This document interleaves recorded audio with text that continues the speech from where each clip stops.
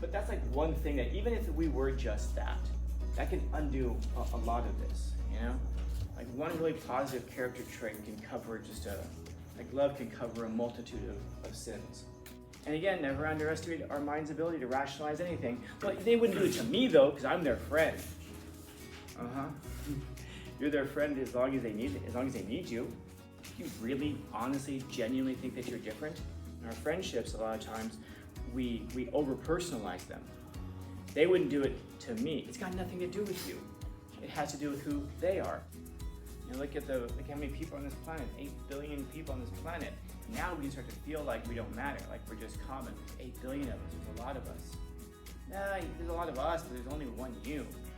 I don't know, how many diamonds are there in the world? And they're so precious, aren't they? There's millions of them. There's one you. How much gold is there in the world? And yet we will lie, cheat, steal, fight, and even die for gold and diamonds. And yet those things are way less precious than you are. Does that mean that diamonds and gold aren't precious to us? Of course they're precious to us. Like I said, we fight wars over these things. We kill people. We kill those unique individuals. But there's only one of them in the universe. We're willing to sacrifice them by the millions in order to get diamonds and gold. It's so weird, like how we get thinking like that. And we fail to see the importance of each individual personality. Because why? Well, what if you did actually start to recognize the individual personality of everybody? Shoot, now you'd have to treat them that way. And can you think of anything worse than having to treat people with compassion, like they matter? Can you think of a life that's better than one that actually recognizes the individual personalities of everybody and treats them with compassion and love and respect as they are? It doesn't mean you accept everything about people. It doesn't mean you endorse everything about people. But you treat people as people.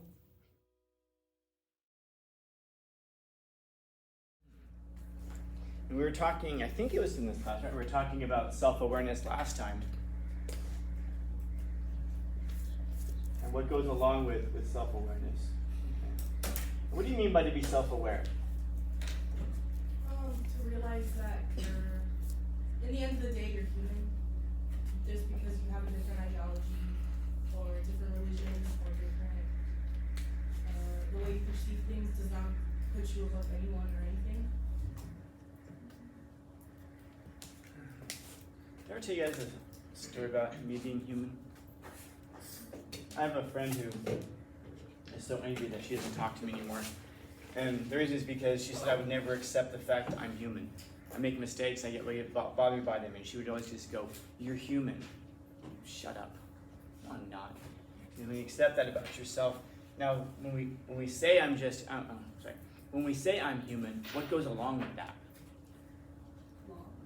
Laws. So, how do you mean that? Laws. Oh, flawed. Yeah. These are the laws. Now, all of a sudden the laws apply to me now. I'm like, what? No. What kind of flaws, though? Whatever. Don't say whatever. Your opinion. Like, my opinion? yeah, opinion. My opinions are flaws? I don't know. You just don't align with everybody, so just people see them as flaws. So maybe I'm human, so I have these flaws. And one of my flaws is that I have opinions. I don't just let the other people tell me what to do. There'll be some examples of human flaws. Laziness. So about laziness. What else? Arrogance, yeah. And by the way, isn't that a really interesting combination that a lot of us have? We're lazy and arrogant. Like we're so full of ourselves, but then we don't do anything. We just like lay around and talk about how great we are. It's like, I'm so smart. What's your favorite book? And then like we'll name like a manga or something. Hey. I'm just saying there are books out there without pictures, you know? And I got nothing against manga. You guys you're looking at me like you don't believe that. What are some other flaws besides opinions and laziness and arrogance as humans? Greed. Yeah, we're greedy. Even when we're not, we are. And I want you guys all to know that I am not greedy. Yeah. Or arrogant. Or lazy. So what are some other human flaws? So selfishness. Selfishness. I am not this either. I'm very, very selfless.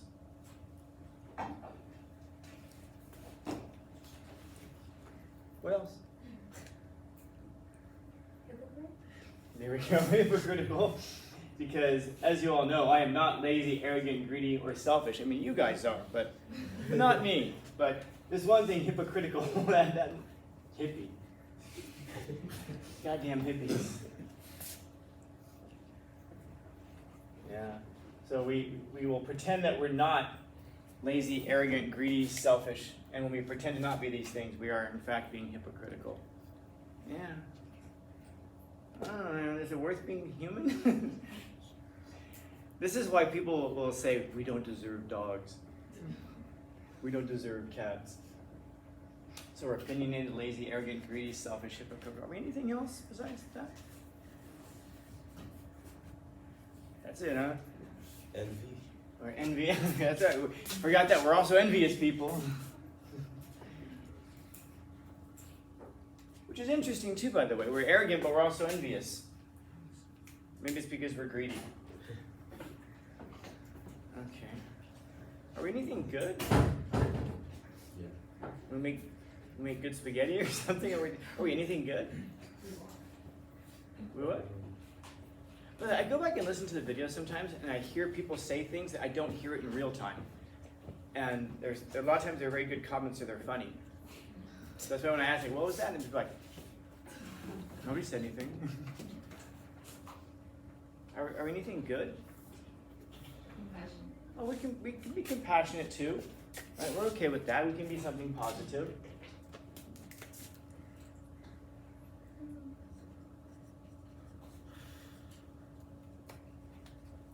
Like we can be compassionate towards other people because we understand that they're arrogant and greedy and selfish, but not us.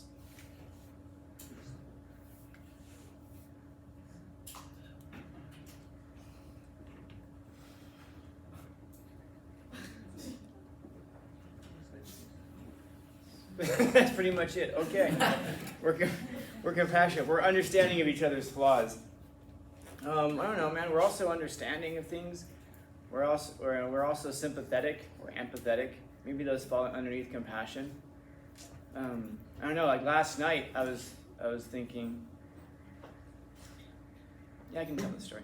Last night, I went to Baskin Robbins. Do you guys know where Baskin Robbins is? Do you know they sell ice cream there? I wasn't sure. So I was talking to someone. I said, I'm gonna go. Because I was just smart and final. I said, I wonder if they have ice cream over at Baskin Robbins still. I haven't been there in a while. And like my friend's like, I'm sure that they have. I'm sure they have ice cream. I said, well, I don't know. I haven't been there. I'm gonna go check. And so I went in. I'm like, dude, they have ice cream.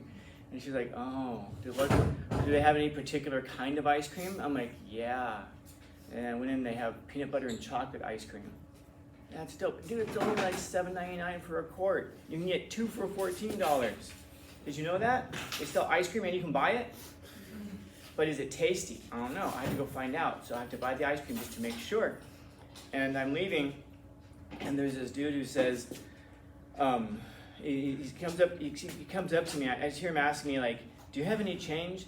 And I was on the phone. I said, no, because I changed for no man. And so I look back and he's wearing like a backpack. His shirt's kind of tucked in. And you ever get like some kind of a sign that you know it means something, even though other people look at you and think you're crazy because you got some kind of a weird sign? So this guy, I said, I'm sorry, I don't carry cash. I generally don't. And he goes, okay. He looks very despondent. He starts to walk away with his backpack. As he goes to turn, you know the webbing on the side of a backpack that you can carry cans and stuff? He has a can of Diet Coke. And so I said, I'm supposed to talk to this man. The universe has sent this man to me. And so I went into my car and I have like this eyeglass case that's in there. I have no idea where it even came from. And I just, whenever I get change, I just throw it in there. And so I went up to the dude and I said, actually, I've got some change here. And he goes, oh, okay. And then it occurred to me, this guy is probably on the spectrum. He's probably autistic, something with him. And he starts telling, and he just goes, I have to get $72 because my bus pass was confiscated. I'm like, confiscated? He must have broken the law. This is my man right here.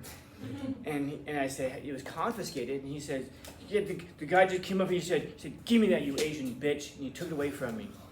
He's all, it just made me so mad to be called that. I was like, what the hell? Where? Can you point this man out, dude? And he's like, no, it's over there, but I need to get the bus pass. I need $72, and I've got half of the money right now. I've got half the money right now. Like, I need it by tomorrow because I have to take the bus to work tomorrow. And it was funny because I was over at Smart and Final just right before that, and I was on the phone with my friend, and I got cash out because I bought cookies from one of my students. You know, yes, some of you guys were selling those frozen cookies. And so I bought some, and I kept thinking to myself, I need to get cash to give the dude for the cookies. But I never, like I said, I genuinely never carry cash with me. So I got the cash out, and then so I happened to have the cash on me. So I said, dude, here's the money for your bus pass. And he's like, he says, okay. And he didn't say like really thank you or much besides that, which also kind of, he's like not looking at me, and he's just like, you know, I said, I think he's pretty deeply on the spectrum. And it occurred to me, he didn't get his bus pass confiscated. Someone robbed him of his bus pass. And then he said, well, he said, okay, I need to get $72 by tomorrow. I said, well, count your money, man. You might have enough right now. He should have. And I gave him most of it. And he just goes, he started almost like crying. And he just goes, it just made me mad to someone to call me that, to hear that word. And I'm like, I hear you, bro. And I'm thinking like, what do you say to this guy? I said, I get it, man. There are people out there who are assholes in there. And I started, you know, this is kind of reminding me of the person who came across that one dude. And now, I was looking around like, oh, I want to fight that guy. Where is he? And I'm not, again, I'm not a role model, dude. I am not a role model. But I was thinking like, but that's like one thing that even if we were just that can undo a lot of this, you know? Like one really positive character trait can cover like love can cover a multitude of sins. And just one positive characteristic can cover up and repair. But that's what it is, it's repairing what it is that other people are. And a lot of times, kind people in life, that's what they see. They see themselves going about in life trying to repair the damage done by other people. And if that's you, then you probably know what I'm talking about. And if you're a person who's sitting there and you're kind of like either indifferent to this person's suffering or you're laughing at this person's suffering, my guess is you're probably very much in this category here. And I really wonder how much you're in this category, where you complain about the state of the world and you complain about other people. But that's exactly what you are, and you're contributing to it. And you'll justify it in certain ways. Like, well, that's just because that's the way the world is, and that's what you have to do to get ahead. Really? Is that the world you inhabit? If so, your world is very narrow, man. Your world is very narrow, and I wonder if you've ever walked outside of that world that you're inhabiting to see that there is something else greater that's out there. Because that isn't what the whole world is. And it's like when I hear, you know, like men ain't shit, you know this. And I hear that women are hoes, you hear this. Are there some men who ain't shit? Of course. Are there some women who are hoes? Yes, of course. Is that the totality of the other sex? No, of course not. If that's your experience, that all men are this way and all women are that way, then you probably need to broaden your experiences. Because if everybody is that, and you're hanging out with that, guess what? You probably are that as well, even if you're complaining about it. And I'm promising you, the whole world is not that. Those are all very narrow slivers of people. And if the people around you, the people that you're interacting with, or the people that you're experiencing are that, it probably has to do with the group that you're around. And if you're not that, it might be a good idea to get away from that group, to get away from that community, as it were. So, you gotta be humble though to accept it. You have to be able to look at yourself and say, yeah, I guess I am contributing to the world in those negative ways.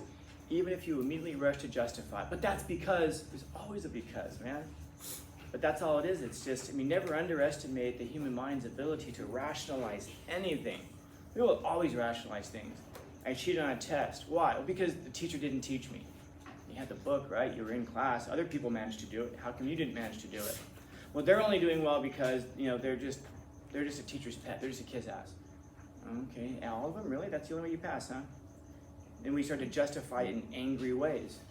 You know, I cheated on my boyfriend, my girlfriend. Why? Because whatever comes afterwards is probably bullshit, or it's a better reflection of yourself. As we say, criticism is the highest form of autobiography. When we start to complain about other people, that's because we're angry that they are what they are, and rather than just kind of accept them as they are, or leave the life that we're in with them, you know, we make the world a worse place. Whoever took this person's bus pass, do you think that they had a reason for doing it? Probably. If they did have a justification, probably. I wonder how many of them then would then go to their parents and their mom and dad, give them a hug and a kiss. Of course, I'm going to guess that a person who would do that probably would have difficulty getting both of those two parties together, you know? And then they would say, "What'd you do yesterday, son?" "Oh, I robbed an autistic man of his bus pass." Assuming that that's actually what happened. And I wonder how many people would, if they had children, would gather them around one day and say, "Gather around, kids. Dad's going to tell you a story of his glory days. One of the proudest moments of my life was when I stole a bus pass from an autistic man." Bless you. And I wonder how many people, if this person told their friends, how many of their friends would say, whatever they would say, other than, "That was horrendous, dude. Why would you have done that? I can't be a friend with someone like you." If you're smart, you would do that, because you realize that a person who would do that would do all kinds of unspeakable things. And yes, to you. And again, never underestimate our mind's ability to rationalize anything. Well, they wouldn't do it to me, though, because I'm their friend. You're their friend as long as they need you. And then the moment that they don't, I mean, my goodness, what do you think's going to happen to you? Do you really, honestly, genuinely think that you're different? That's part of the problem, is that in our friendships, a lot of times, we over-personalize them. They wouldn't do it to me. It's got nothing to do with you. It has to do with who they are. Well, they wouldn't lie to me because I'm such a good friend. Maybe you are such a good friend. Maybe you are the best friend in the world. But it's got nothing to do with you. It has to do with them. What kind of a person are they? Are they the kind of person who lies to people or not? Are they the kind of person who steals from people or not? It isn't different because it's you. It's just you. A snake is going to do what a snake does. It doesn't matter how much you help it or how friendly you are with it. So it takes a bit of humility to be humble, to recognize that, by the way. Because then you realize, I can't change other people. I can't change this friend of mine.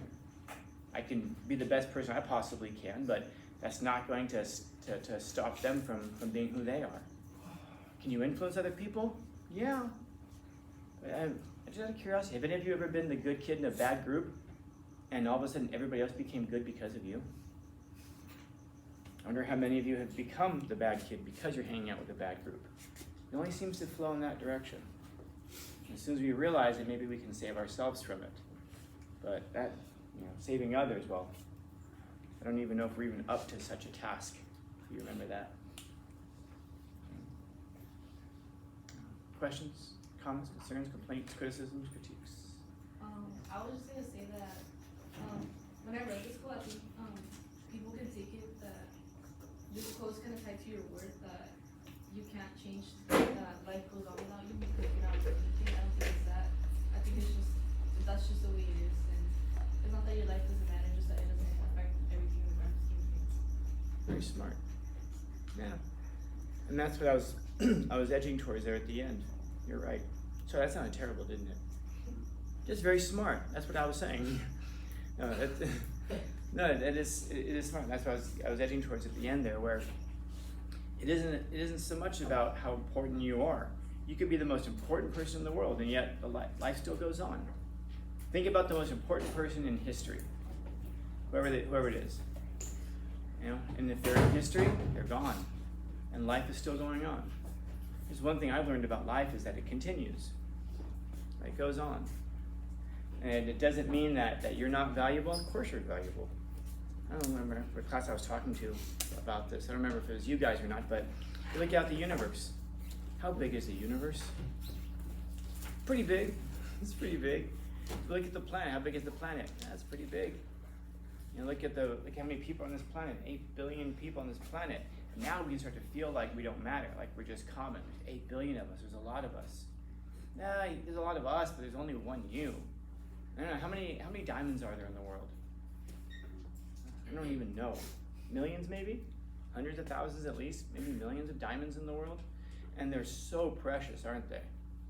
There's millions of them. There's one you. How much gold is there in the world? And yet we will lie, cheat, steal, fight, and even die for gold and diamonds. And yet those things are way less precious than you are. It's only one you. And then you turn your attention not just to this planet, but you look out at this cosmos, which is still as big as it is. Every single second is getting bigger. This thing is millions of miles larger than it was when I started this talk. That's how fast this stuff is expanding. And yet somehow, some way, we can't look at that and go, and there's only one me in the universe. There is only one you in the universe, and that thing is getting bigger by the second. How much more precious are you than gold and silver? There are asteroids out there that are made of gold. There are planets out there. There's one planet out there that I know it's a giant diamond. It's one planet. The whole damn thing is a diamond. And yet we think about how precious diamonds are. Maybe we should start thinking about how precious we are. Maybe you start thinking about how precious you are. Yeah, there's 8 billion of us. Yeah, life will go on without you, but that doesn't mean you're not precious. Life will go on long out. I mean, diamonds and gold will outlast all of us. Does that mean that diamonds and gold aren't precious to us? Of course they're precious to us. Like I said, we fight wars over these things. We kill people. We kill those unique individuals. But there's only one of them in the universe. We're willing to sacrifice them by the millions in order to get diamonds and gold. It's just so weird, like how we get thinking like that. And we fail to see the importance of each individual personality. Because why? Well, what if you did actually start to recognize the individual personality of everybody? Shit. Now you'd have to treat them that way. And can you think of anything worse than having to treat people with compassion, like they matter? Can you think of anything worse than not being able to steal from people and jack them for their bus passes and lie and manipulate and can you think of anything worse than living a life where you don't get to do all of that? Can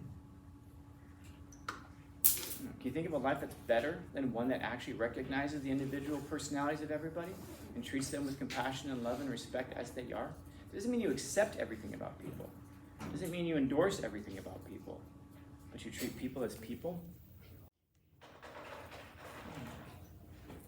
Good point. Others? Yeah. When you brought up if a friend does like certain things, and very likely they'll do it to you. How do you describe let's say you're in an infantry unit, and you become really close with one of your squad mates, and they kill a lot of people. How would you describe that if towards them killing you? Do you think it's still possible? Oh, no. If you were on the other side. I had a student several years ago now who told me, out of nowhere, he was sitting near my desk and he said, Skellen, if I were to ever shoot up the school, I would start with you. Yeah, I was like, why? What? I was like, what do I do? I mean, seriously, what do I do? I give you all the due dates in the world. I talk about the way you talk so much. You don't have to listen to me. You can be working on other things right now. What do I care? I don't force due dates. I don't send messages home when you're ditching or you're late or whatever.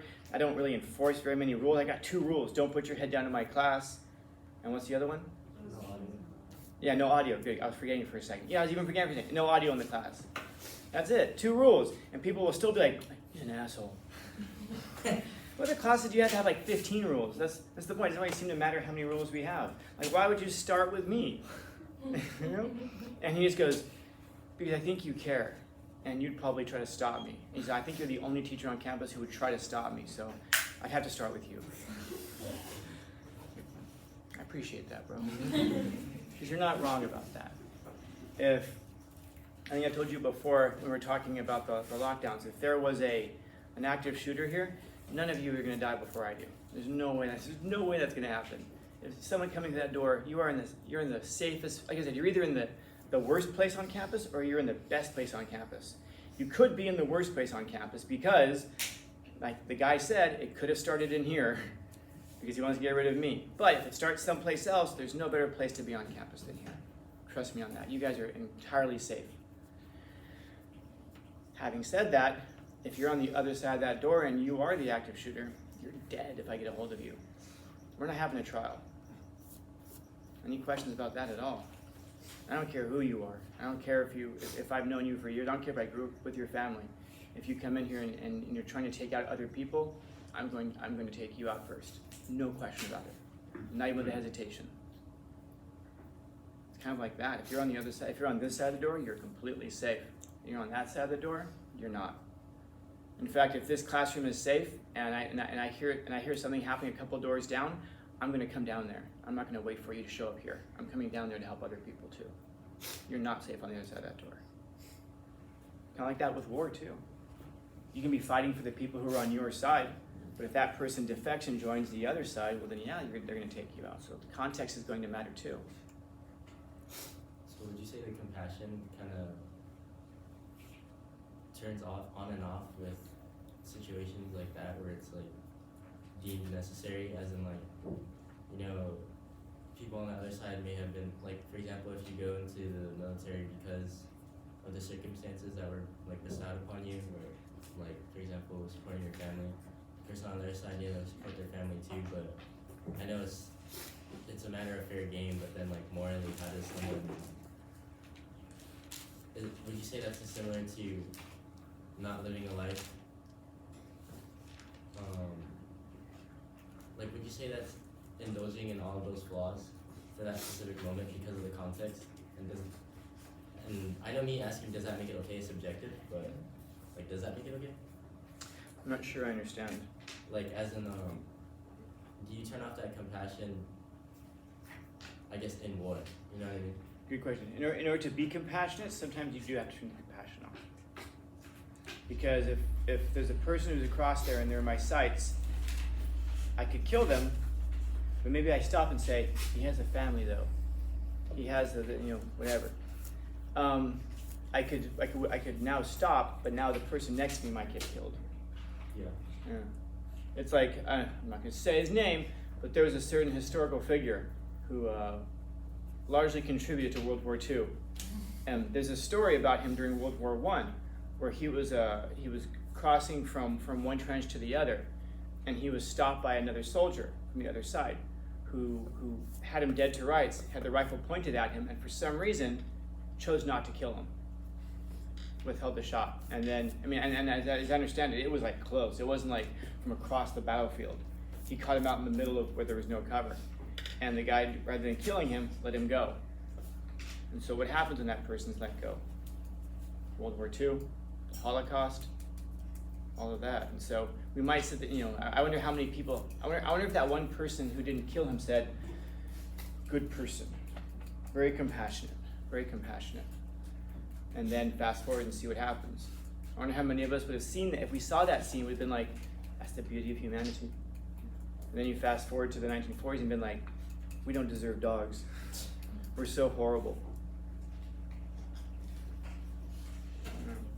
Sometimes being compassionate means turning the compassion off. Like I said, if someone tries to come through that door on us, there will be no compassion.